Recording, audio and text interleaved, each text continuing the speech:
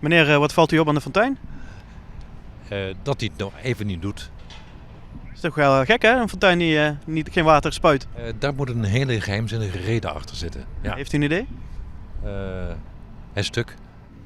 Is daar een fontein? Ah, die staat uit.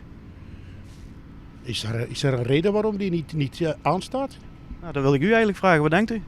Oh, misschien door het weer. Daar valt al water genoeg uit de lucht.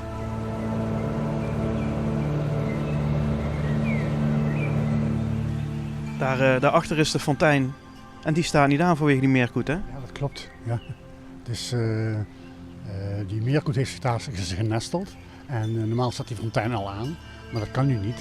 Want dan zou je hem verjagen. Dat mag niet volgens de flora en de faunawet. Is het dan een beschermd dier? Ja, alle dieren zijn beschermd in Nederland. Behalve de bruine rat, de zwarte rat en de huismuis. En deze staat niet op de rode lijst, maar we respecteren de flora en faunawet en we gaan de fontein dus niet aanzetten. Nee. Onhandig plaats om te gaan zitten. Ja, voor hem is het een hele handige plek. Want misschien wist hij wel dat wij er rekening mee gingen houden. Maar van de andere kant, het is een stevige mooie plek. Er komen geen andere wilde dieren bij. Hè? Een soort eilandje voor hem.